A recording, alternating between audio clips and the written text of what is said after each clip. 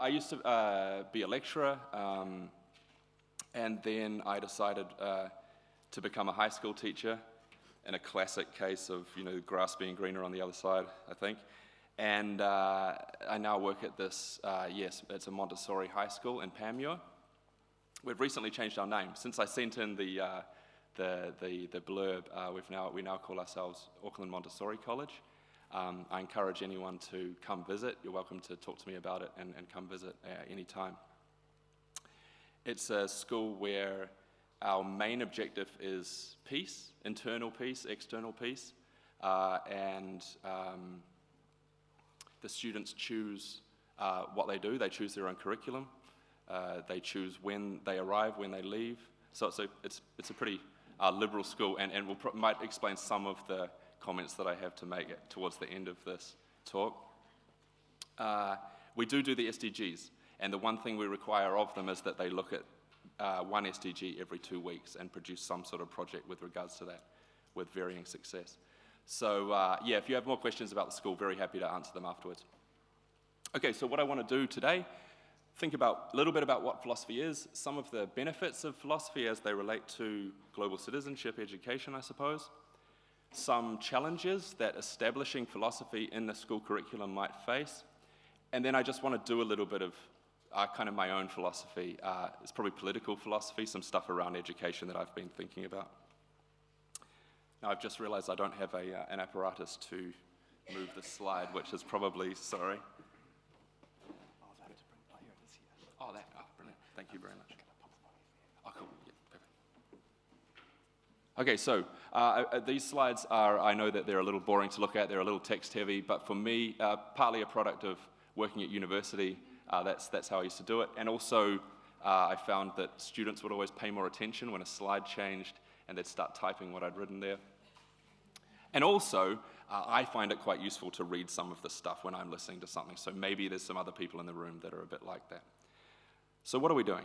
Well, in my view, and in many others, students need to leave school knowing how to think, to interpret, to analyze, problem solve, and create, and they need to do so with confidence, flexibility, humility, and morality.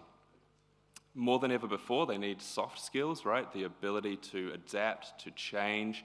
Content knowledge, I think, is at an all-time low in terms of priority in education, despite what some people think. We need to be able to adapt and to change. And that leads me to the next point. We do need change, right? We need to create peace within families, within society, between countries, inside countries. And that sort of peace includes structural peace, which means the cessation of inequality, the achievement of liberation of people, justice for people, and it includes a type of positive peace. So anyone that's familiar with Immanuel Kant, for example, will know that positive peace is not just the absence of war or the absence of violence, it's something more than that. It's to do with justice and equality, those sorts of things. We also need peace with the environment. As has been brought up brilliantly by many people yesterday, we need to achieve some sort of end to our destruction of the environment, and I think that can be described as a type of peace as well. So how can philosophy help with these small problems? Well, in philosophy,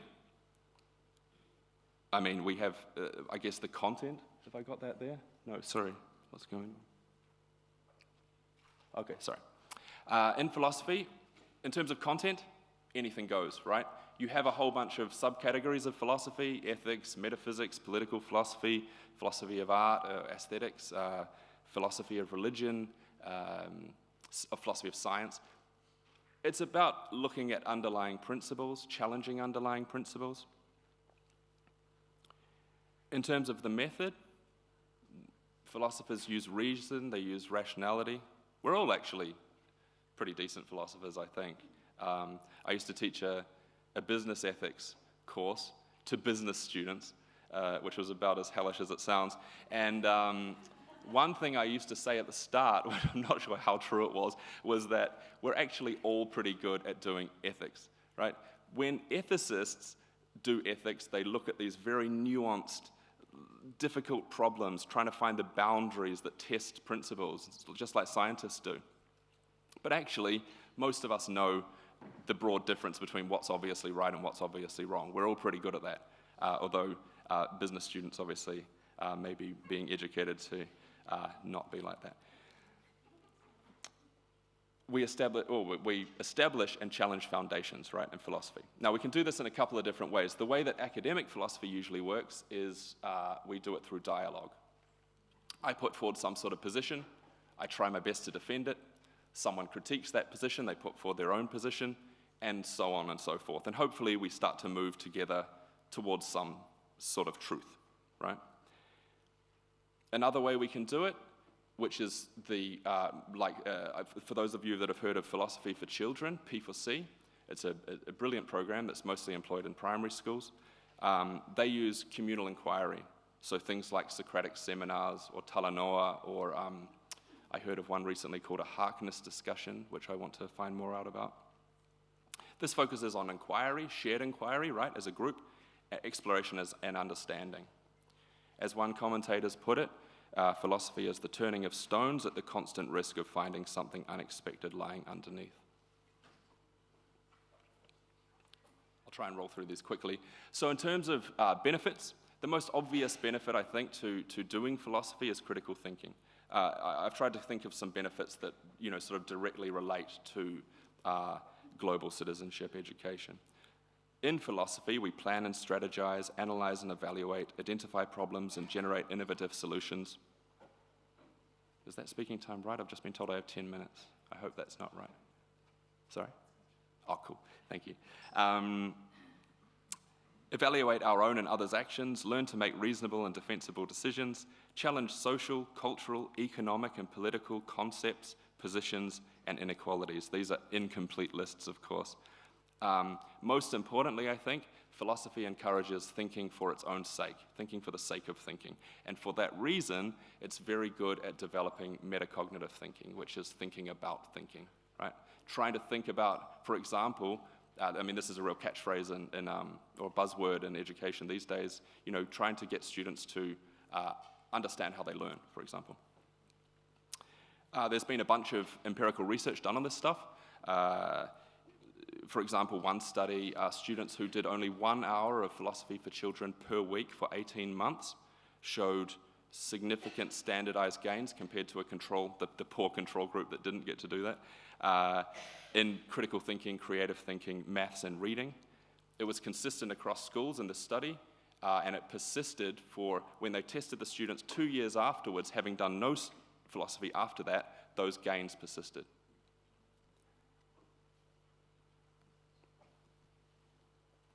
Importantly, in terms of well-being and ethics, obviously student well-being is included at the front end of many countries' curricula, and Aotearoa is no exception. Studies have shown that philosophy benefits confidence, well-being, and socio-emotional development, as well as self-esteem, and it also produces reduction in dependency and anxiety. This is all in children, by the way, and mostly in primary school children. So if we take like an Aristotelian view, and following Aristotle is never, I don't think, a bad idea, one goal of education should be to help students to flourish, and what that means should probably be defined by them, I think. But one way we might define flourishing is to live, healthy, happy lives. Students can confront their own problems by acting virtuously, and according to Aristotle, when you act virtuously, you develop a virtuous character, and that will eventually lead to wisdom, and then that will eventually lead to flourishing or supreme happiness. So for him, he says, by doing good in the world, that is how you achieve flourishing for yourself. This is not this is a concept that you would find in many, many thinkers around the world. And philosophy can really help with that. By the way, I'm not saying any of these benefits are exclusive to philosophy. I just think philosophy is quite good at developing them. In terms of democratic participation, democracy only functions well when the people are informed and empowered. And most democracies, I think, this cannot necessarily be said, not through fault of the people, but through fault of education systems, politicians, and so on.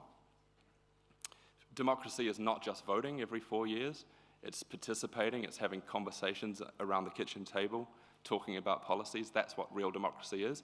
And if you're not equipped to challenge ideas and to listen to what politicians say and critique those ideas and not just agree with them, you are ill-equipped to participate properly in a democracy, I would argue.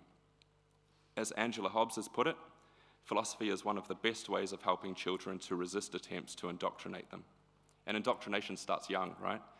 Advertising, families, teachers, schools, society generally indoctrinates us from when we're born through to adulthood. As another commentator, Peter Worley, has put it, and I like this phrase, philosophy helps to develop a room for doubt detector, meaning that you don't just take what's given to you, you always question it. You become very skeptical. It's not always good for relationships, but it is good for democratic participation. Inclusion and equality. So able students are obviously benefited by philosophy. It creates these soft skills, transferable intellectual skills. It also involves higher level thinking, complex systems thinking, and those sorts of things. But more importantly, I think, it also benefits lower achieving students. So as Philip Cam, a philosophy for children thinker or academic, has argued, P4C, a philosophy for children, benefits lower achieving students because it doesn't directly target academic performance, mostly. Non-native English speakers through verbal and written reasoning and listening to others, and students with behavioral problems who learn ways to control their behavior in that group setting and reason their way through problems. A couple of studies have found philosophy to be most beneficial to lower achieving students or lower performing students, as well as students from lower socioeconomic areas. And when I read these studies, that was kind of counterintuitive to me. I thought that philosophy kind of tends towards benefiting, maybe higher achieving students or students that are interested in these kind of abstract thinking. But the studies are starting to show that actually that's the opposite is actually true. And for what it's worth, I think philosophy strongly aligns with the New Zealand curriculum. So the New Zealand curriculum says it aims to produce critical and creative thinkers, active seekers, users and creators of knowledge, and informed decision makers. And I think philosophy produces these sorts of people. I'm not sure if I'm a good example of it, but it does. So thinking is philosophy, right? Relating to others is developed by inquiry and discussion-based learning. Using language, symbols, and text is developed by interpreting and critiquing written, oral, and visual ideas. And managing self and participating and contributing are developed by engaging with and contributing to classroom discussions, which obviously other subjects do too. I think philosophy is quite good at it. So very, very briefly, those are some of the benefits that philosophy can produce. So it seems pretty straightforward. However, and I'm not entirely sure why, there is considerable resistance to establishing philosophy as a mainstream subject in New Zealand schools. It is a subject in many countries around the world. There are some people doing brilliant work in New Zealand schools running philosophy programs, but they're hampered by the fact that it's not an NCEA subject. It's not really part of the curriculum. We were talking about this yesterday. There is a page somewhere in the depths of the web that talks about philosophy as part of the curriculum, but it's not easy to find. So why is this? Well, here are some challenges that people bring up, and I know this from experience talking to school leaders. The first is that the curriculum arguably is too crowded, right? And schools themselves have crowded curricula. Well, in response to that, I would say that if we want to develop critical thinking or creative thinking, philosophy is particularly good at that. It aims to do that. Is critical thinking less important than the brilliant skills that other subjects, engender? Or put another way, is it less important than literacy and numeracy? I would argue no, it is as important than literacy or numeracy. And given the comments by both major political parties recently around literacy and numeracy. I think we have a very long way to go to establish that. The technical term, I think, is dickheads, as was mentioned yesterday. Dickhead policies, yes. One reply, other subjects already teach critical thinking. True, they do. But philosophy, its sole purpose really is to teach critical thinking. And if we think that critical thinking is important, then we should teach it more. Matthew Lippman, who is the founder of Philosophy for Children, kind of cites as his experience of coming up with this program. He was a university lecturer. As part of his job, he'd go into primary schools. And he said, why is it that when I go into primary schools, I see these kids, they're inquisitive, they're creative, they're energetic and enthusiastic about their learning, they're brave with their learning. And then I get my, 101 university lecture, and I have students that aren't like that.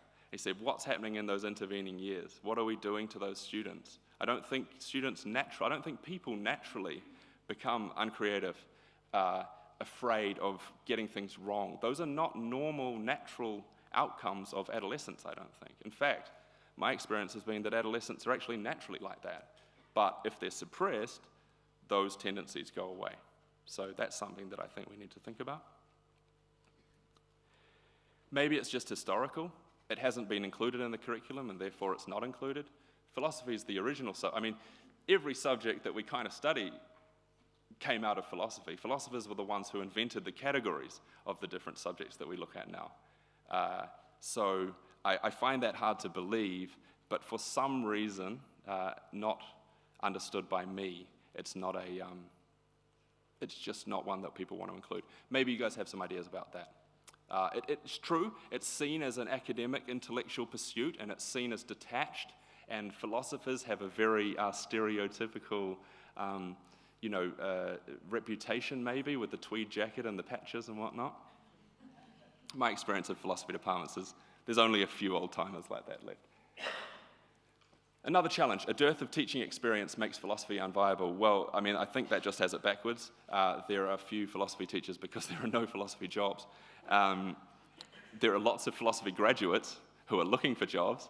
As a philosophy graduate, every one of my dad's friends I had to go through undergraduate, they were, well, what are you going to do with that? Or the joke that you've probably all heard, which is, what did the philosophy graduate say to the law graduate? Would you like fries with that?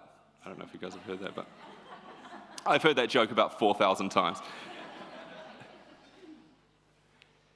And finally, schools, rightly or wrongly, are reluctant to offer non-NCEA subjects. So the answer to that, I just say, is make it one. I don't know what else to say to that one. I think we need to help students learn to deal with the problems that they will encounter in their lives. If we want students to learn critical and creative thinking, for example, we should be providing them with the opportunities to do that. If we don't do that, as the existentialists taught us, we don't really want them to, because it's actions, not words, that are most important with this. So, in terms of global citizenship, if we take global citizenship to mean the transcending of geographical and political borders towards membership in the global community, then I think philosophy would be beneficial for these reasons. It develops critical and creative thinking, it develops ethical reasoning, communication skills, self-reflection, preparation for citizenship, community value and communal values, as well as individual well-being. And the reason I put individual, again, this is an incomplete list, the reason I put individual well-being there is because I really believe, and lots of smart people have said, that if you yourself are a happy, content, peaceful person, you will treat others well, you will treat others better. And sometimes, so many, this is why Buddhists or many different people will say, work on yourself, and that will, help the world. And I think that that's certainly something that's true. But there's more to it than that. Is it okay? It's saying 2 minutes. Is it okay if I go? Okay, just 2 minutes, eh? Oh, okay, I better go through this very quickly then. Okay, so we think that students need to be responsible, right? And here's where I do a little bit of philosophy. But what about us, right? The adults in the room. We need actual educational change. We need to ask ourselves, do we really want critical thinkers? who might reject our arguments, who might not listen to us, who are equipped to deal with the so-called benign norms of education, politics, and economics. We need to ask ourselves, I think, who really wants a free and empowered populace and who doesn't? So during the Industrial Revolution, if we go back a bit, education became conflated with schooling, right? Now, they're synonymous. When we think education, we pretty much think schooling for young people. It mimicked the factories for which students were being prepared, and although that's no longer the case, the system, the way that schools are designed, hasn't actually changed all that much. They are characterized by these things. I won't read them out because I need to hurry. But the main point is that these systems, these mass formal schooling systems, as I call them, are rarely critiqued, in part because education is an assumed good, and who would want to deny people education? I completely agree with that. And in part because they have become conflated, those two terms. But as Michel Foucault says, we need to look out. So when we think about power structures and harmful power structures, we usually look at politicians, the police, military, these sorts of things. But he says we must most look out for the so-called benign institutions in our society, and education being the main one of those. So it just seems like a good, but every time we make an educational policy decision, for example, we hinder the interests of some and we maximize the interests of others. So it's always a political choice. And we need to be very careful with that, and we need to be aware of it, and I think that especially as educators, we need to understand the history of why we have the education system that we have in order to respond to the challenges that it's presenting. I'll finish with a couple of quotes. One is by a sociologist. A couple of minutes. Okay. One is a sociologist, and the other is an educator. Not that one. So as Pierre Bourdieu said, he's a French sociologist, some of you will be familiar with him. He said this 57 years ago, and it's one of my favorite quotes, educational quotes, and I believe that it is entirely true still today. He says, "It is probably cultural inertia which still makes us see education in terms of the ideology of a school as a liberating force, and as a means of increasing social mobility, even when the indications tend to be that it is in fact one of the most effective means of perpetuating the existing social pattern, as it both provides an apparent justification for social inequalities and gives recognition to the cultural heritage that is a social gift treated as a natural one." What does that mean? Well, usually we think when a student succeeds, they're smart. When a student fails, they're not smart. But we know, or at least we should know, that economic factors and social factors shape educational success, whether we like it or not, and we haven't fixed that problem. We might think that schooling empowers and creates social mobility, but according to some people, such as Pierre Bourdieu, it does the opposite. It restricts social mobility. So I would say to the students in the room, and thank you for being here and well done for being here so early, stand up for yourselves. If you have the power and the right to create change in your educational communities through, for example, nonviolent action, nonviolent collective action. If you don't like your conditions, you have the right to do that. And I was taught at high school I did not have the right to do that, and probably most of the adults had the same experience. For the adults in the room, I think we need to stand up for the kids. Vladimir Lenin, and I hesitate to go Soviet, but I'm going to. He talked about the revolutionary vanguard, right? The empowered and sympathetic bourgeoisie standing up for the proletariat, who were unlikely or unable to see their situation, or at least see their way out of their class struggle. And I think the same is for students. A lot of students don't have the power or the ability to liberate themselves from what I see as these oppressive structures, schooling structures, and therefore maybe it's educators who need to give them that helping hand to move towards that. So we need to help students to flourish, we need to empower them. I think that should be our core goal, and I really think we need to step back. I try and do it as an educator, and I certainly am part of the system. I think that we need to think about what we really want from this endeavor of ours. And it's not more mathematicians and more writers, it's people that care about the world. And so as Maria Montessori said, someone who's increasingly close to my heart, 91 years ago, between two world wars, and again, I think it's just as true to today, and I'll paraphrase it, we lie slumbering on the surface of the earth, which is about to swallow us up. What will we do? That's all I have to say. Thank you very much.